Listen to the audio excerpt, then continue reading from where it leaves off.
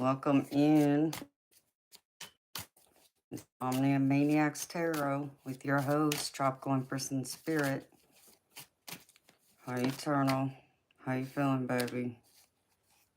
You taking it easy? God knows I haven't been able to take it easy because Spirit just unloaded Pandora's box on me this past week, but you know how that goes. I thought I'd come on, say hi for a little bit, see what everyone's up to, see how everyone's week has been going.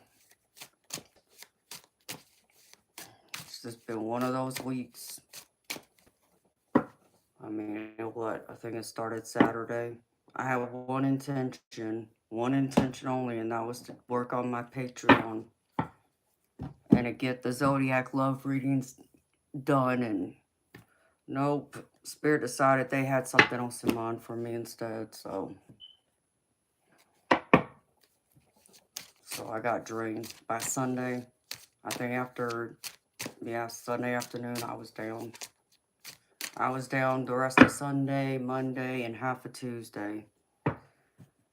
And I probably would have been alright by Tuesday night, but I ended up having a freaking doctor's appointment I had to go to as well. So that took half my day from me because it takes 2 hours just to get to the doctor's office and then 2 hours to get back, not counting the time in between being at the doctor's office. So y'all know how that goes. Hi, Jedi. How you doing, honey? How's your week going? I hope everybody's week's been better than mine. This energy's been something else out here. I tell y'all. Like, you know, you ask Spirit for one favor. It's like, you know, can you like keep everyone's energy out except for the ones I need to draw in? And nope. Hi, Sunnyland. How you doing, beautiful? But I missed y'all. You know, I've been here just, like I said, I've been focused on Patreon, and I'm still not done. But I needed to take a break from it before some of those readings drained the crap out of me.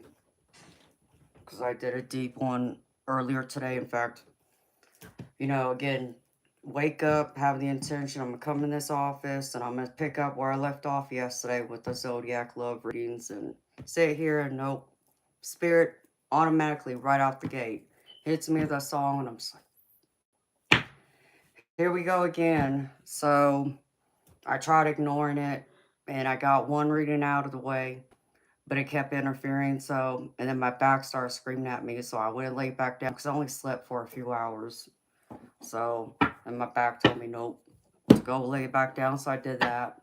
And of course, sure enough, I dream about this song. And Spirit pretty much telling me, because I'm like, Spirit, okay, just make this clear to me. Is this song to me, or is this someone who watches me who needs this message? So, of course, Spirit answers me. I have a dream about it, and they make it clear. It's not for me. It's for someone who watches me. All right, fine. You know, so I'll come in here and I'll knock that out, and that's what I did. But that's what my weekend into this week has been like. And it's been freaking crazy. And it's like, got one intention, but Spirit has a completely different intention in mind for me. So, anyhow. Hi, Tim. It's been a while. Yeah, I've been busy working on Patreon. And Spirit keeps unloading Pandora's box on me. They drained me over the weekend. I did a deep reading, and another song came through, and it was heavy. I mean, it was just so heavy, and I tried blocking the rest of the energy out, but I couldn't. It was too late. So that knocked me through a loop and drained me of everything else I would have had left to do anything else. So Spirit shut me down for about 2 days straight. I could have pick up a tarot deck to save my life if I wanted to, so I could recharge and try and come back in here and pick up where I left off. So what's new, beautiful people? What are y'all up to? How's y'all's week been? Anything good? Please tell me y'all got something good going on. I mean, based on some of the love readings I did, some of y'all got something good going on. Just saying.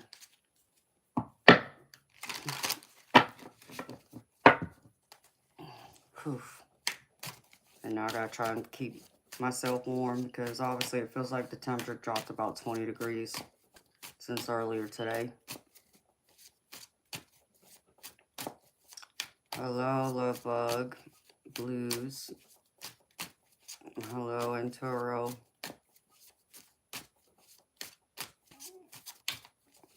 Yeah, I'm good. Just been busy working. Been in my office, working away the past couple days. Had a shutdown for a couple days. I didn't have a choice. Spirit shut me down. So, you went on a 4-day drinking bender? Oh no, Tim, that's not good, baby. Why'd you do that?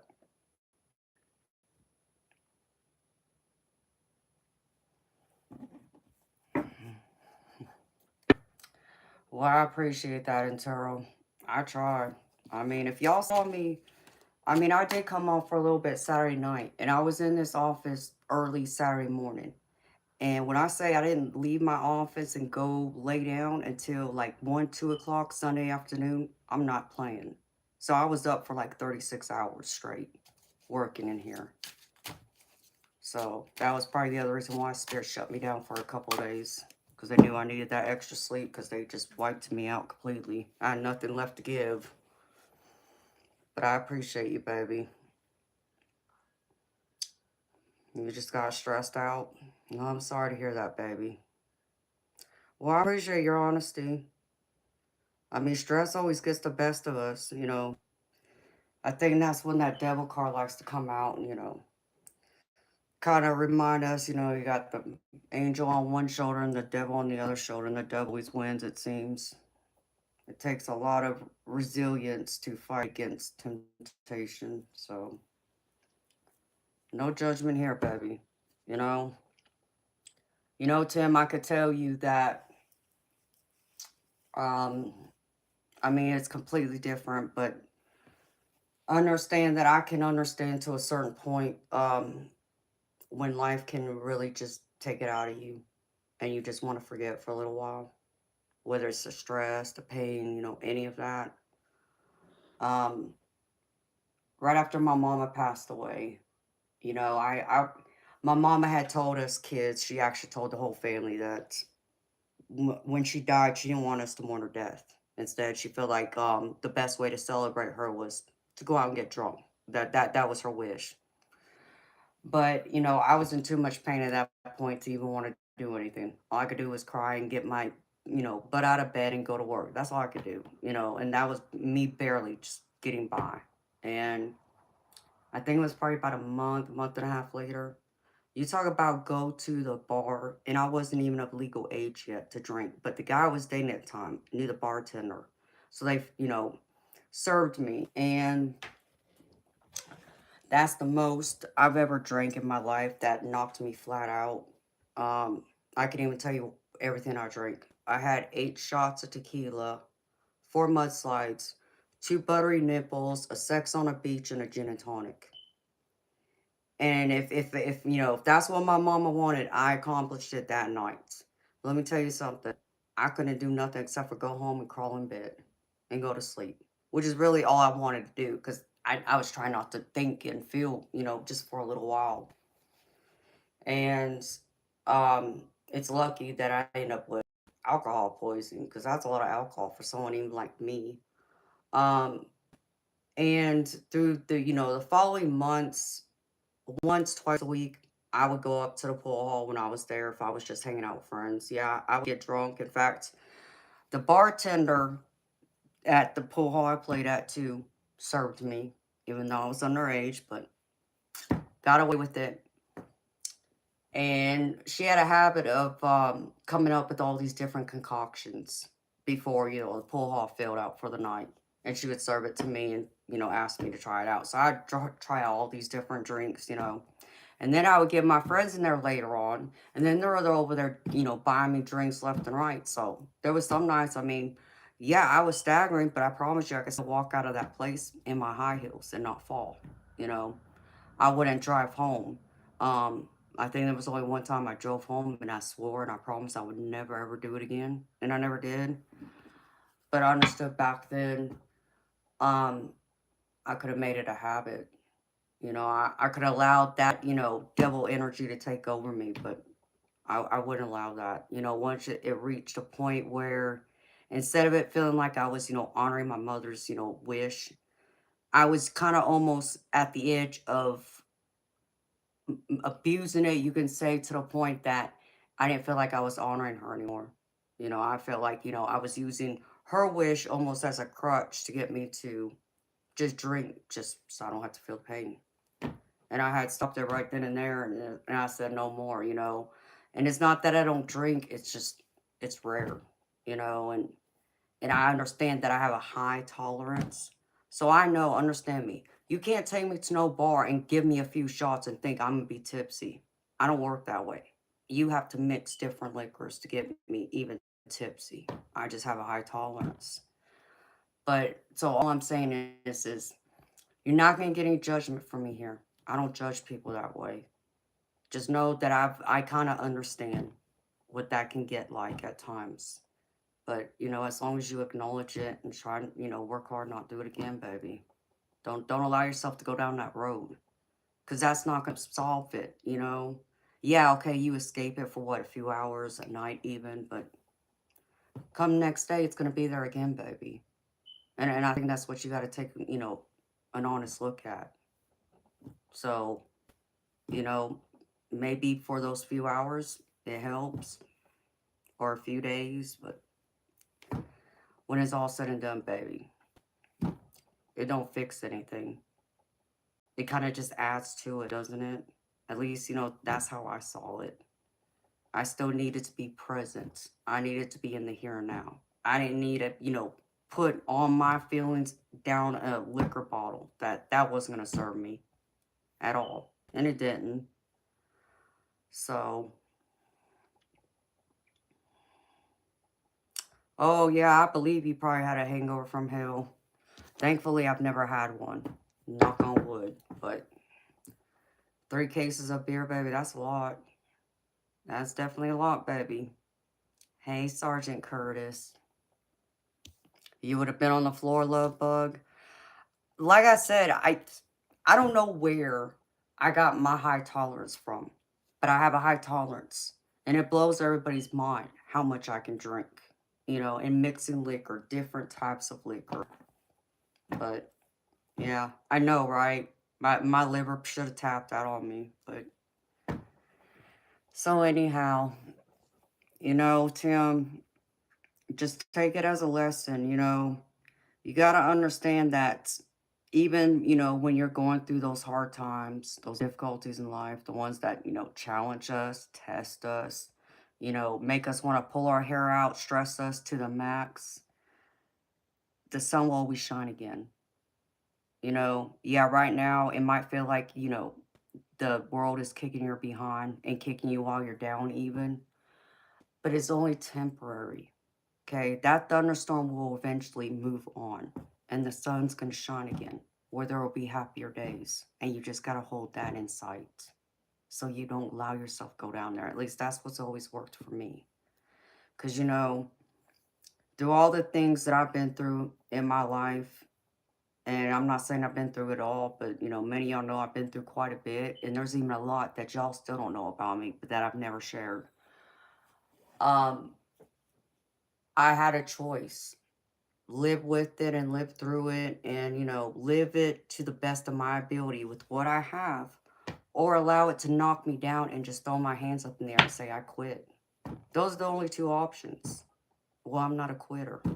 I don't quit. I don't give up. So I had to go through even those most difficult times that, yeah, I wanted to scream out at God. I wanted to yell at the universe, and sure, I could have even gone down the same road one of my siblings went down, you know, getting involved in drugs. Thankfully, they cleaned their act up, but even they had to go through something and come out of it, and they found themselves on the other side of it too. There's always hope, baby. And you just got to believe in that. So what I always try and tell y'all is I always say positive words of affirmation. Oh, thank you, Sergeant Curtis. You're so sweet, baby. Much love to you. I say this to myself, Tim, every day. And sometimes I have to say it multiple times a day, just as that reminder. I always look in the mirror and I always say, everything's going to work out perfectly in my favor. And I believe that in my heart and my soul. And I keep repeating it until I truly believe it. Does that mean everything's just going to magically fall into place, into alignment, ideally the way you want it? No. But it will help change your mindset from getting you out of that negativity or thinking like you can't make it or it's too stressful and you want to just throw your hands up and it's like, drink 2, 3 cases of beer or whatever just to ignore it for a while. Or you can go out there and face it head on. Because the quicker you acknowledge it and you go forward with it to try and find a solution to whatever problems you're facing, the quicker you're going to get to the other side of when that thunderstorm clears and the sun comes out again. And that's what I want you to think. I hope that helps you, baby. So I'm sending you healing, love, and light. Just know that, you know, I know sometimes I feel like we're alone, but you're never alone. None of us are. No matter how much we may think we're, or feel like we're alone, there's always someone on the other side walking beside us. And I understand not everybody may realize it. They may not even feel their loved ones there, but I promise you they're there. And they wouldn't want you to give up. They would not have wanted you to go down that road over, the drinking binge. And I know, you know, it doesn't help when they're not here to tell you that themselves, but um I've, talked with enough passed over loved ones who were, passed over loved ones myself, yes. But even readings I've done, it's crazy because I'll get a private reading with someone, and this has happened the last few times I've done it too, in fact. And it'll be scheduled, and before their reading that day, their loved ones will come to me and give me a message for them. So I know they're still around, even if you don't see them, even if you don't feel them, even if you don't hear their voice. Just know that they're always there. So allow that to give you hope. And, that they're cheering you on, baby. They're cheering us all on. They don't want to see any of us suffer. Okay. And I know, it's interesting because I saw a question a few days ago. It was sometime last week, probably, on a different social media website. And it was pretty much, the question is, well, if our loved ones can intervene, our past over loved ones, if they can intervene, then why, do they allow all these different things to happen to us? Why is it that, we get hit by a car? Why is it that some kind of, unforeseen medical emergency happens or whatever? It's because they can't stop everything. No matter as much as we believe they have the power to, they can't. Why? Because what's so hard for so many people to understand is before we incarnate in this life, we made certain choices. We choose and we chose to come into this world to experience in order to help us evolve and grow spiritually. And so it's not that God or divine is doing it to us. Some of it we sign up for, we agree to go through it. Others, it's truly by our choice. And yeah, sometimes it's other people's interference too. I'm not going to say that. And I'm not going to sit here and tell you that free will doesn't exist, because it does. But understand me when I say there are some things, there's just certain things that have already been pre planned before you came into this life. So, I think it's probably one of the things that I've had to come to terms with. And even I thought about this the other day, when I was thinking about my parents and, thinking about all the people I've lost, because what some of y'all may not know is the last time I spoke to my mother was Halloween, the year she died. And that was the time when I could let my mama have it. I said some ugly words to her I should have never said that I can't take back. But it happened Halloween, you know?